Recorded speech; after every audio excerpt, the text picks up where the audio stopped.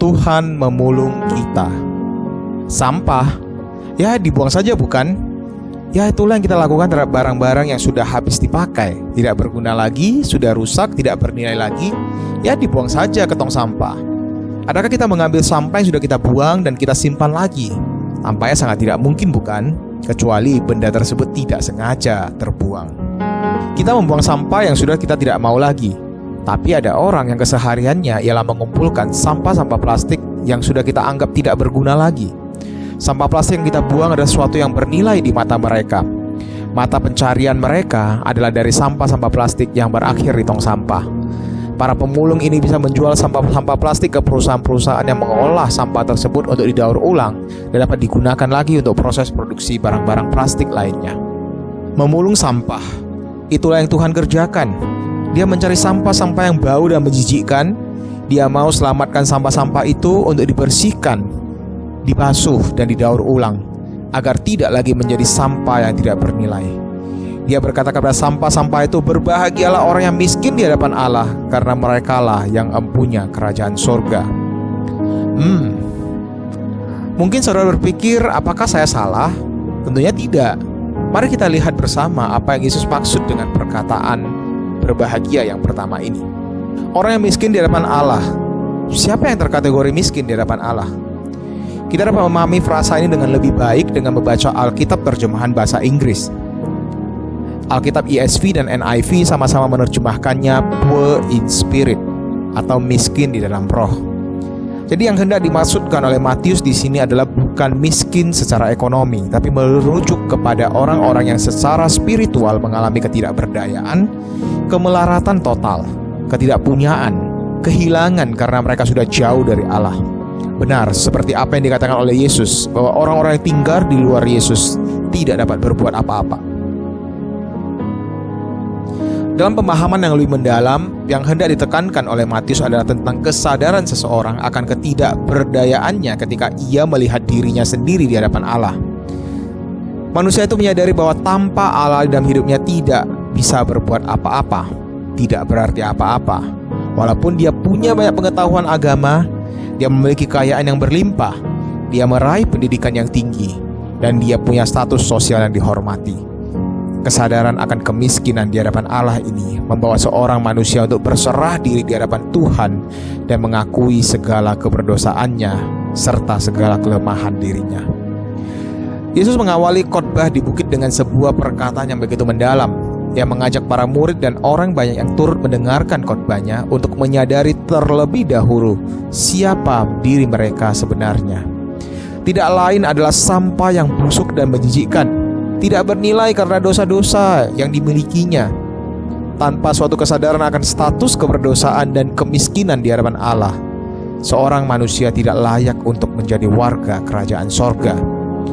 Kerendahan hati diperlukan oleh seorang murid Yesus untuk menjadi bagian dari keluarga Allah. Seorang murid Yesus tidak dapat membawa segala kesombongan bersama dengannya ketika menghampiri gerbang kerajaan Allah. Syarat utama bagi seorang murid untuk bisa masuk ke dalam kerajaan Allah adalah menyadari dirinya sebagai orang yang miskin secara spiritual di hadapan Allah. Dengan merendahkan diri di hadapan Allah, kita juga menyatakan bahwa hanya dengan kuasa Allah saja kita dapat menjadi manusia yang berharga. Hanya oleh darah Yesus yang telah mati di atas kayu salib, dosa-dosa kita dibasuh dan diri kita dikuduskan oleh Yesus. Sampah yang tidak berharga dan selayaknya dibuang ke dalam api neraka, tetapi dipungut oleh Allah, dibersihkan dan diubah menjadi manusia baru yang berharga. Hidup yang hancur tanpa harapan, yang menuju kepada kebinasaan, tetapi tidak disia-siakan oleh Allah. Bukan oleh karena usaha manusia sama sekali, tetapi semuanya adalah karena usaha Allah. Allah mengubah kondisi kita yang miskin dan terhilang. Allah mengundang kita untuk bisa masuk ke dalam kerajaan-Nya, untuk menikmati kekayaan dan kemuliaan daripada kerajaan itu. Oleh karena itu Yesus berkata kepada mereka yang miskin di hadapan Allah, mereka akan berbahagia karena mereka mempunyai kerajaan surga. Kata berbahagia dalam bahasa asli Alkitab diterjemahkan dari kata bahasa Yunani yaitu makarios, yang berarti suatu kondisi yang diberkati oleh Allah karena memiliki relasi yang baik dengan Allah. Walaupun dalam kondisi yang tidak baik, lagi sedih, sedang tidak beruntung, lagi galau dan perasaan negatif lainnya, Namun hal-hal tersebut tidak berarti sama sekali bagi warga kerajaan surga, karena di kerajaan surga ada sukacita yang luar biasa. Mereka memandang bahwa kondisi makarios yang mereka alami lebih berharga, yaitu kondisi yang diberkati oleh Allah, diperkenan oleh Allah. Itulah yang membuat mereka dapat berbahagia senantiasa. Makarios itu bukan berbicara soal perasaan seorang individu, tetapi suatu realitas, suatu keadaan, suatu kondisi yang berbahagia yang dialami oleh semua warga kerajaan sorga, karena mereka merasakan Yesus bertahta dalam kerajaannya. Pendengar dari khotbah Yesus pada zaman tersebut adalah orang-orang Yahudi yang mengenal baik kitab Taurat dan kitab para nabi, atau kitab-kitab tersebut kita kenal sekarang dengan Perjanjian Lama. Mereka memahami konsep bahwa kondisi yang diberkati oleh Allah adalah ketika mereka menjalankan segala perintah Tuhan, sedangkan kondisi yang dikutuk oleh Allah adalah ketika mereka tidak menjalankan ketetapan dari Tuhan. Orang-orang Yahudi ini menganggap diri mereka sedang dikutuk oleh Allah karena mereka sedang dijajah oleh bangsa asing. Oleh karena itu, mereka semakin bertekun menaati Taurat agar bisa menyenangkan hati Tuhan, dan berharap Tuhan segera mengutus Mesias untuk datang menyelamatkan mereka dari kutuk tersebut. Besar kerinduan mereka bisa diberkati lagi oleh Allah dengan menjadi bangsa yang merdeka. Namun di tengah-tengah perasaan terbuang dari hadapan Allah ini, ada sekelompok orang-orang munafik yang dengan begitu taat melakukan perintah keagamaan. Mereka ini berdoa seakan mereka yang hidup paling benar di hadapan Allah tanpa ada pengakuan dosa sama sekali. Mereka tidak sama sekali menjadi miskin di hadapan Allah. Mereka merasa Allah layak memberkati mereka karena segala kebaikan dan praktik agama yang telah mereka jalankan. Namun sebenarnya hati mereka sama sekali tidak mencari Allah. Diberkati oleh Allah bukan berarti kita mesti berbuat baik terlebih dahulu sehingga hati Allah disenangkan dan Allah akan memberkati kita dengan berlimpah-limpah. Sebagai murid Yesus, kita mencari Allah karena kita rindu bersekutu dengan Bapa di sorga. Kita memuji Allah bukan karena berharap Allah tidak marah, tetapi kita meluapkan ucapan syukur kita. Allah menginginkan relasi yang intim antara dirinya dengan umatnya. Allah merindukan kerendahan hati dari seorang manusia mengakui kemiskinan, keberdosaan, keterhilangan, keputusasaan dengan datang kepada Allah dan memohon belas kasihan Allah. Jika dunia mengajarkan kita bahwa kita harus berbuat begini, begitu untuk bisa mendapatkan ini dan itu, tetapi Yesus mengajarkan kepada kita bahwa tidak ada gunanya sama sekali untuk berbuat ini dan itu untuk mendapatkan berkat dari Allah jika hati kita sama sekali tidak datang kepada Allah. Kerajaan Allah tidak menerima orang-orang yang datang dengan penuh kesombongan dan mengakui diri sebagai permata yang berharga.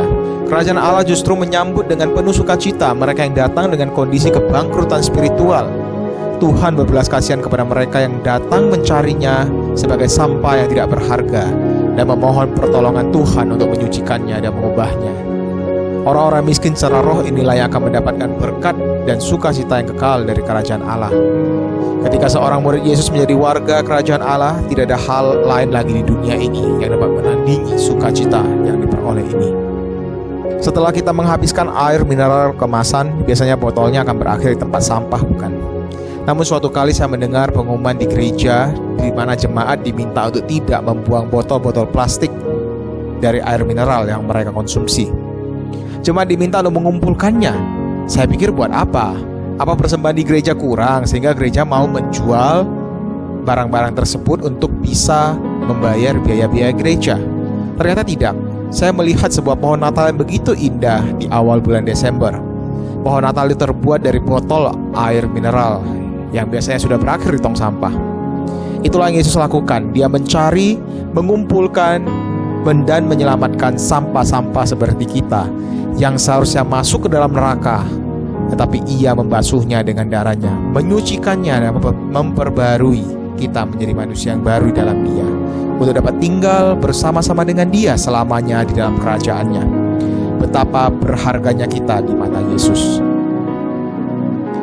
Jika demikian, datanglah kepada Yesus dengan penuh kemiskinan, kerendahan hati dan kehancuran diri, ketidakberdayaan untuk mengakui segala kelemahan dan keberdosaan kita. Tinggalkanlah segala kesombongan dan kebanggaan diri yang kita pegang selama ini, karena semua itu tidak ada tempatnya di dalam kerajaan surga. Percayalah, Yesus akan dengan tangan terbuka menyambut engkau dan saya dalam kerajaannya. Biarlah Roh Kudus terus bekerja untuk mengubah kita menjadi serupa dengan Kristus. Tidak ada orang yang mau hidup dalam kemiskinan, tapi murid-murid Yesus perlu menjadi miskin untuk dapat masuk ke dalam kerajaan. Bapa di surga tidak menyambut orang-orang yang memamerkan kejayaan, melainkan mereka yang mau mengakui keberdosaan dan memohonkan pengampunan. Kita harus sadar kalau kita adalah sampah yang penuh dengan ketidakberhargaan. Namun darah Yesus telah membasuh kita dan memberikan kepada kita kemuliaan.